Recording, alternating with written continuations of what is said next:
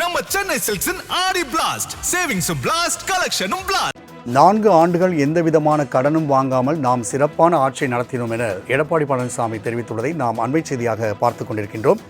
அதிமுக பொதுச்செயலர் எடப்பாடி பழனிசாமி தலைமையில் கள்ளக்குறிச்சி மற்றும் தென் சென்னை மாவட்ட நிர்வாகிகளோடு ஆலோசனை கூட்டமானது ராயப்பேட்டையில் இருக்கக்கூடிய தலைமை அலுவலகத்தில் நடைபெற்று வருகிறது. இந்நிலையில் கடந்த அதிமுக ஆட்சியில் கடன் வாங்காமலே நாம் சிறப்பான ஆட்சி நடத்தணும் என்று அவர் தெரிவித்துள்ளதை அண்மை செய்தியாக பார்த்துக் கொண்டிருக்கின்றோம். கூடுதல் விவரங்களை செய்தியாளர் ராஜேஷ் வழங்க கேட்கலாம். ராஜேஷ், திமுக கஜானாவை காலி செய்துவிட்டு சென்றதால் தற்போது உள்ள ஆட்சியாளர் திணறி வருவதாகவும் நாம் கடன் வாங்காமலே ஆட்சி நடத்துகிறோம் என்றும் அதிமுக பொதுச்செயலர் எடப்பாடி பழனிசாமி தெரிவித்துள்ளார்.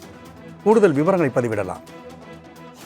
ராம்குமார், 2026 சட்டமன்ற தேர்தல் தோல்விக்கான காரணம் என்ன என்பது குறித்து தொடர்ச்சியாக பல்வேறு மாவட்ட நிர்வாகிகளோடு அதிமுக பொதுச் செயலாளர் எடப்பாடி கே பழனிசாமி ஆலோசனை நடத்தி வருகிறார். அந்த வகையில் இன்றைக்கு கள்ளக்குறிச்சி மாவட்ட நிர்வாகிகளுடன் ஆலோசனை நடத்தி வந்தார். இந்த ஆலோசனை கூட்டத்தில் பல்வேறு கருத்துக்களை எடப்பாடி பழனிசாமி நிர்வாகிகளுடன் பகிர்ந்து கொண்டதாக கூறப்படுகிறது. குறிப்பாக அவர் 4 ஆண்டுகள் நாம் எந்த விதமான கடனும் வாங்காமல் சிறப்பான ஆட்சியை நடத்தினோம், பல்வேறு திட்டங்களை செயல்படுத்தினோம். ஆனால் அதற்கு பின்பாக வந்த திமுக 5 லட்சம் கோடிக்கு மேலாக அவர்கள் கடனை வாங்கினார்கள். ஆனால் எந்த விதமான திட்டத்தையும் செயல்படுத்தவில்லை. திமுக கஜானாவை காலி செய்துவிட்டு சென்றுள்ளதால் தற்போது இருக்கக்கூடிய ஆட்சியாளர்கள் திணறி வருகின்றனர். இது அவர்கள் தாக்கல் செய்யக்கூடிய அந்த பட்ஜெட்டில் எதிரொலிக்கும். அதனால் தான் நான் குறிப்பிட்டு சொல்கிறேன், இந்த ஆட்சி 1.5 ஆண்டு காலம் கூட நீடிக்காது என்ற கருத்தை அவர் பதிவு செய்ததாக தகவல் வெளியாகி இருக்கிறது. மேலும் மத்தியில் இருக்கக்கூடிய பாஜக எல்லாவற்றையும் பொறுமையாக பார்த்து கொண்டு இருக்கிறார்கள். மற்ற மாநிலங்களில் என்ன நடந்தது என்பது நமக்கு நன்றாக தெரியும்.